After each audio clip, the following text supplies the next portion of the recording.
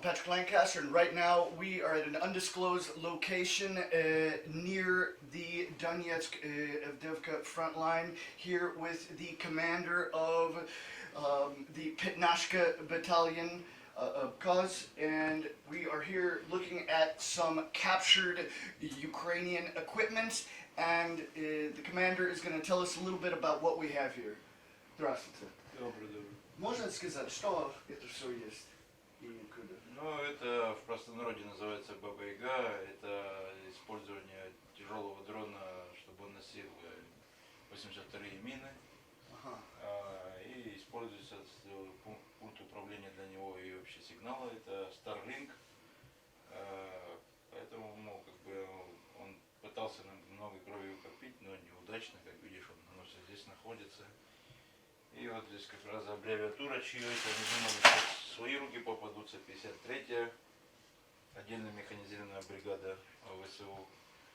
Но это попало все в наши руки, поэтому тем волонтерам, которые для этого сбрасывались, отдельное спасибо. Не усложняйте ситуацию, зачем вы сразу сбрасываетесь на ВСУ, потом они нам передают. Зачем лишние люди, давайте напрямую нам помогайте, отправляйте сразу, мы научим их пользоваться им. So это StarLink, у вас будет работа? Это... StarLink, конечно, будет у нас работать. А сейчас есть? Конечно, конечно. А что, почему только наш противник должен этим пользоваться? Мы должны понимать, знать врага изнутри, поэтому мы тоже пользуемся всем, не только своей связью. У нас альтернативное должно все быть, поэтому пользуемся и StarLink'ами. Так будем просто готовиться к перехвату их дронов, их пультов управления, поэтому, чтобы это все делать, мы должны в этом всем разбираться. Ну, пока как интернетом пользуемся, чтобы ребята на досуге с семьями пообщались.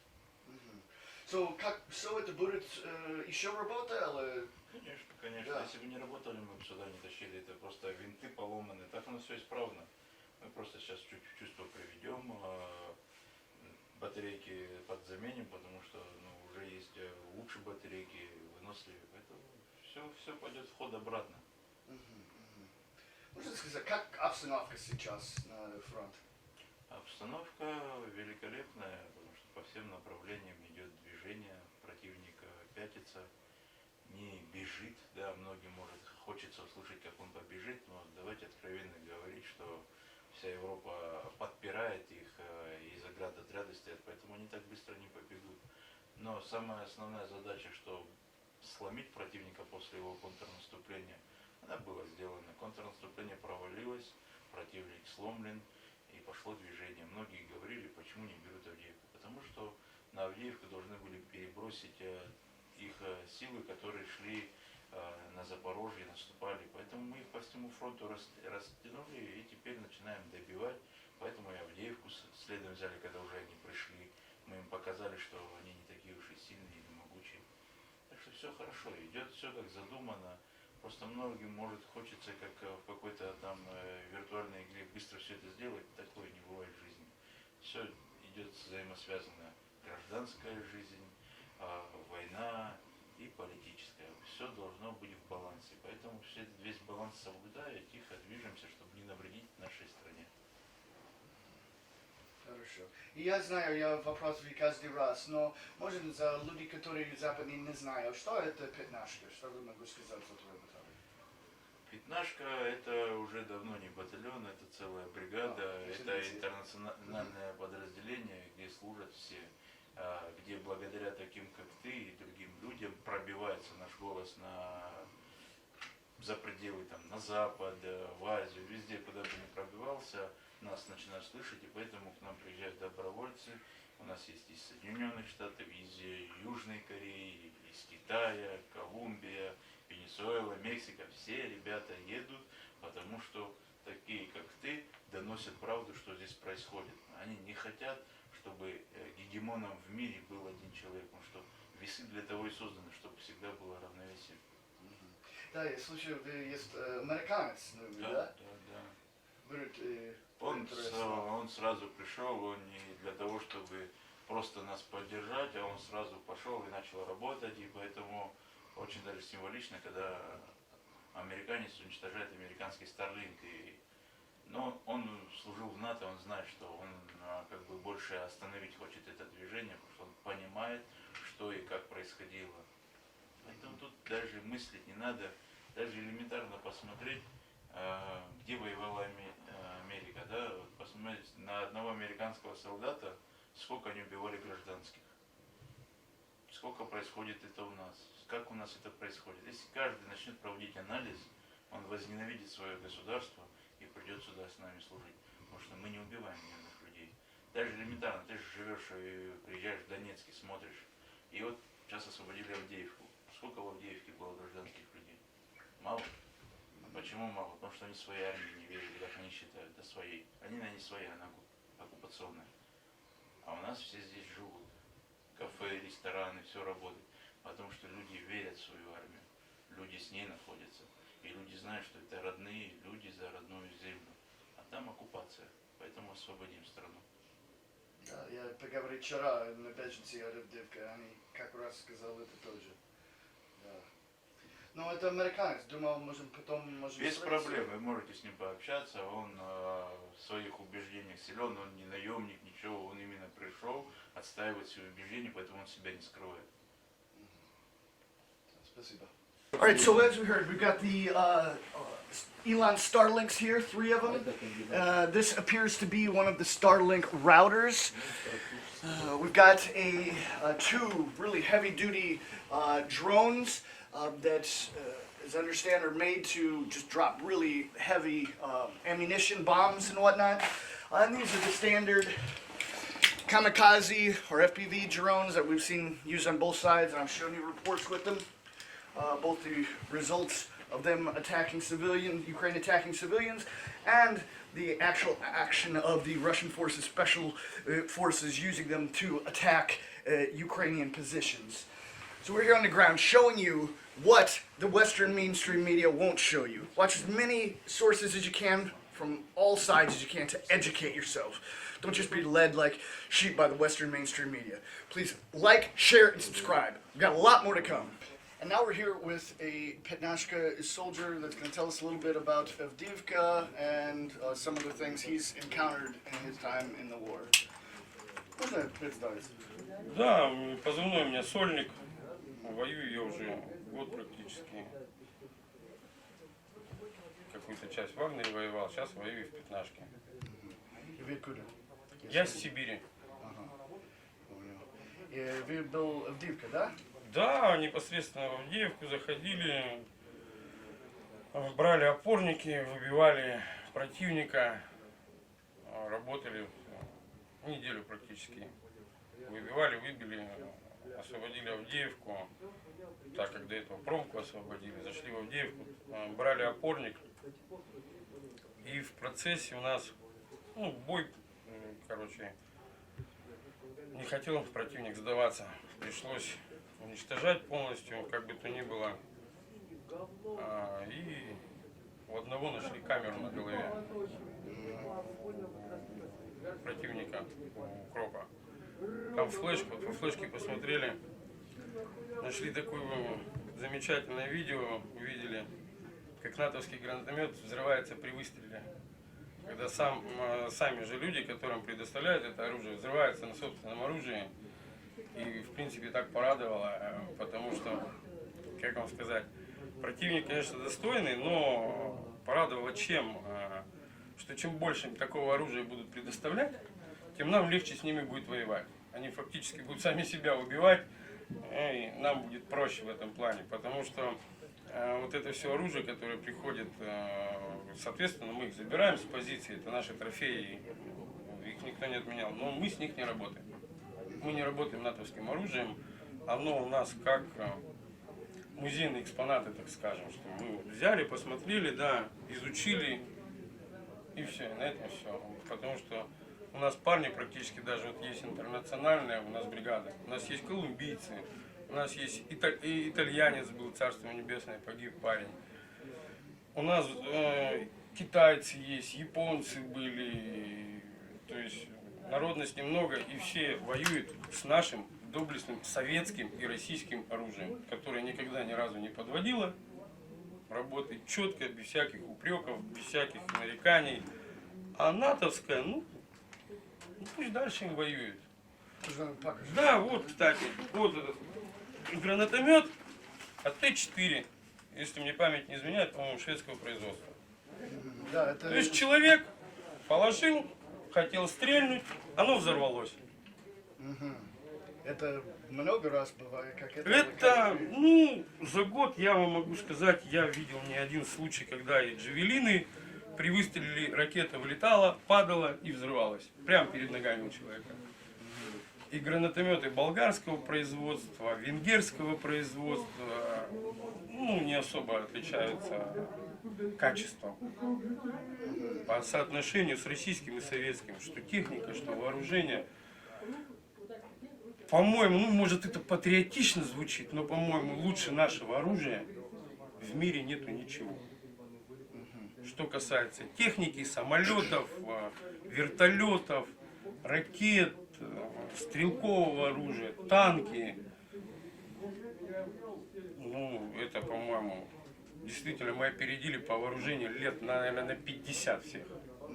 Поэтому вот это все вот оружие, которое мы находим на позициях у противника, мы приносим, если получается, обезвреживаем его и сдаем в музей как экспонат, чтобы наши дети, внуки, правнуки смотрели и знали, что лучше нашего оружия нет ничего.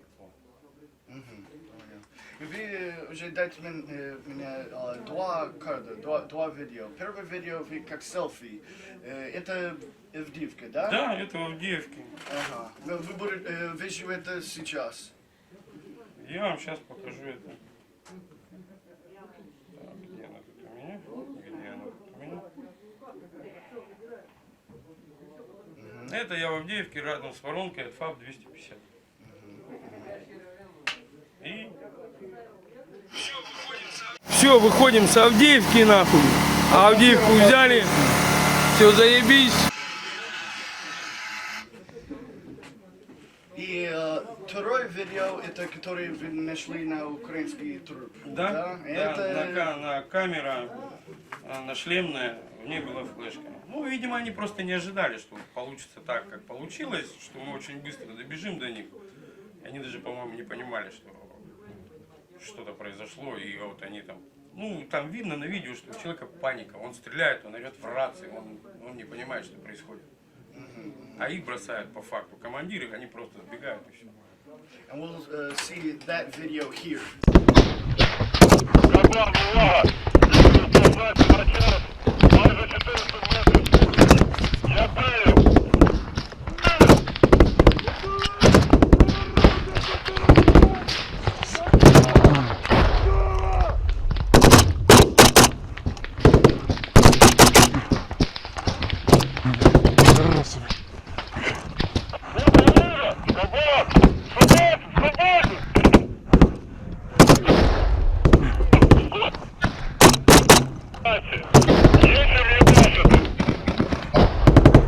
Плюс, я АТшка, плюс! Малюк, бери АТшку, малюк!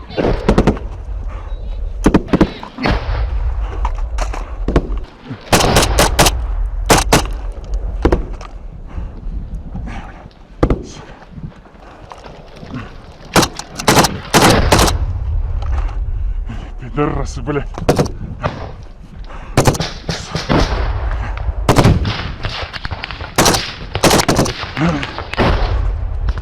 Это без меня.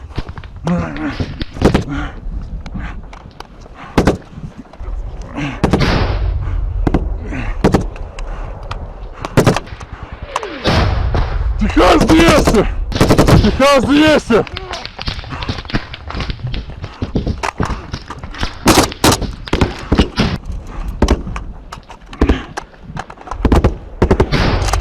Сука, на наша позиция в вере, блядь!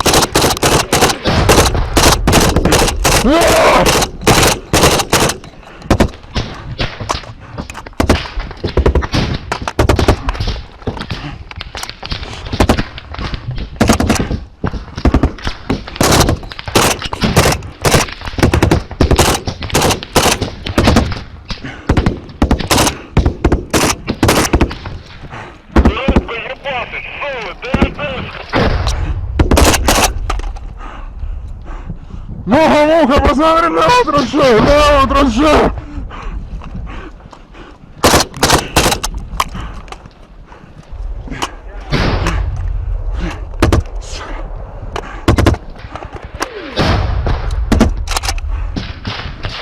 Муха, что по левой траншее?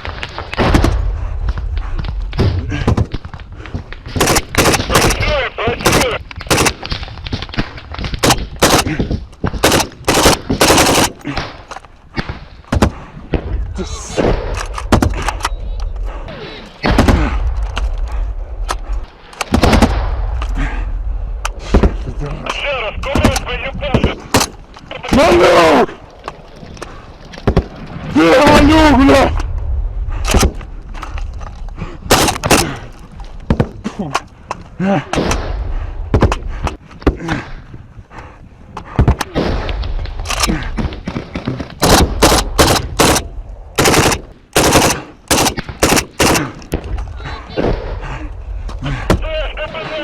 Где Малюк, бля? Малюк!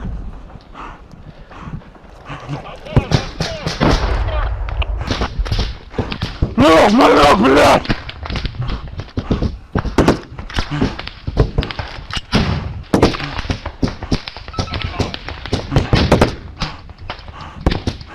Ну что там?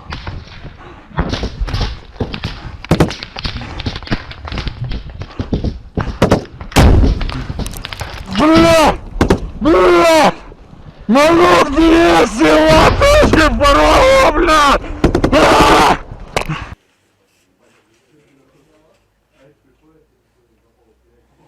И делаешь выстрел. Снимаешь предохранитель и делаешь выстрел. Но не советую. Чревато последствиями тяжелыми. Могут ли собрать? Ну, я так думаю, данный человек, который на него взорвался, однозначно поедет домой в цинковом гробу, и родственники его не увидят при похоронах, потому что попрощаются, так сказать, просто с кусками. Now this AT-4 is what they call it now. It's an 84 millimeter anti-tank missile launcher, rocket launcher, and this is Swedish made, and as you see, many reports of them malfunctioning with other Western supplied weapons. We're just trying to bring you all of the facts here. We can actually take a little closer look at it. Можно? Можно, но на кнопочки не нажимать. Ага. Взять, Это жид, да? Это не... Это бомба там, да? Ракета там? Да. Ага, okay, so this is still live. Alright, and if we look here, it's Risk Amrad, so I guess that's Swedish. And then if we look right here, see, I assume Swedish writing, and Asakrat. If anybody knows what the translation of these, please comment below.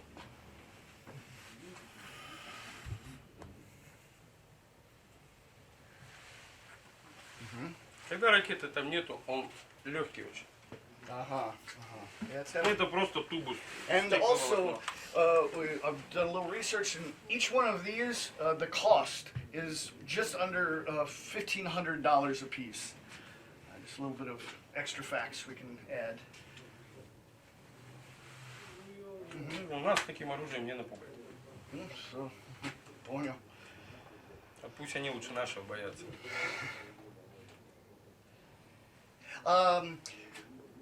Что вы могу сказать за американец, который не знает, что произошло здесь? Да ничего плохого не могу сказать. У нас и американцы есть, не поверите. Есть американец, приехал сюда воевать. Тут не люди виноваты, не американцы. Непосредственно правительство. Непосредственно верхушка страны.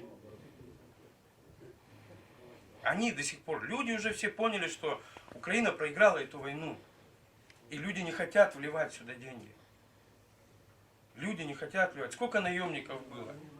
Из Британии, откуда они только не были. Где они сейчас все? Они бегут. Они приезжают сюда, думают, здесь сафари на русских. А с русскими так нельзя. Русского медведя злить нельзя. И это еще один раз доказывает, что русские плюс союзники, которые нам помогают, мы непобедимы просто. Мы просто непобедимы. И американцы, простые такие же люди, они прекрасно понимают, что... Wie верит иностранцы наемник? Сам верит. Я видел их под Бахмутом, не прям вот так вот, но видел. И обычные люди. Есть хорошие воины, достойные, с которыми интересно воевать. Перехитрить по тактике где-то как-то. А в основном это масса вот мобилизованных, которых загнали и как скот просто пачками посылают на убой. Их просто бросают и все. Поэтому все чаще и чаще сейчас смотришь, они сдаются в плен. Потому что прекрасно знают, что у нас отношение к пленным в соответствии со всеми Женевскими конвенциями. Над ними их не унижают, их не оскорбляют, их не бьют. То есть относятся как к обыкновенным гражданам. Их кормят. Душ, одеться, чистая одежда, еда, кровать, спать, телевизор, пожалуйста, все для вас. В отличие от того, как издеваются над нашими парнями там. Потому что я видел парней, которых мы меняли, которые приходили после 3-4 месяцев плена украинского. Какие они, и слышал, что над ними делали. Как над ними издевались, и как, я даже не знаю слова такого, чтобы сопоставить. Ну, короче говоря, издевались. Издевались очень сильно, жестко и без грамма сожаления. Поэтому такую чернь, мразь надо давить, чтобы, ну, действительно у нас мир был, светлое небо. Вот что мешает людям сейчас гулять, отдыхать? Ходить друг к другу в гости, пить чай. Что нам мешает? Ничего. Но некоторым, извиняюсь за выражение, дебилам вбили в голову вот эту вот ерунду, и пошло Майдан, нацизм. У них он Бандера герой, которого, я говорю, деды наши били их, не добили. Ну, сейчас мы добьем, кажется. Что вы думал будет дальше? Дальше будет наша победа однозначно. Другого сценария исхода этой войны я не вижу. А его и не будет другого. По-моему, уже вся Европа поняла, и Америка, что мы эту войну не проиграем никак. Только это не доходит до верхушек. До верхушек, до президентов этих европейских стран, до президента Америки, до вот этих сенатов и прочее, прочее, прочее. До них, по-моему, до сих пор люди уже поняли во всей Европе, устраивают забастовки. Мы же смотрим тоже новости, мы же совсем... И верхушка не понимает, что они проиграли эту войну. Они ее просто проиграли. И Зеленский со своей сейчас вот этой коррупционной властью действительно людей просто кидает на фарш. Ему плевать на людей. Просто плевать. И что это победа? Что это? Что надо Стоит, твою стоит. У меня дед воевал в Великую Отечественную. Что это победа даст? Она докажет в Европе, что Россия до сих пор сильная страна. И действительно, если вот разобраться, как бы, да, во всем этом, по истории, действительно, что Советский Союз, что Россия никогда, в принципе, не нападала, не участвовала в войнах. Там есть отдельные факты, но это там возвращение земель русских, так скажем, было. А по факту-то Россия всегда защищается. Не мы начали эту войну. Но западные, Украина, США, Европа сказала, это Россия агрессия. Да, ну это понятно, что для них мы все агрессоры. Но по факту, если взять в 2014 году, когда был Майдан, когда здесь реки крови лились на Донбассе, на Луганске, не российские войска здесь были, а украинские уничтожали мирных граждан, которые были не согласны с властью Украины, которые хотели жить отдельно. Это суверенитет. Почему не могут люди общим голосованием, как Крым? Они проголосовали и решили вступить в Россию. Что в этом плохого? Россия великая страна. И Россия пытается всем доказать, что нет у нас однополярного мира.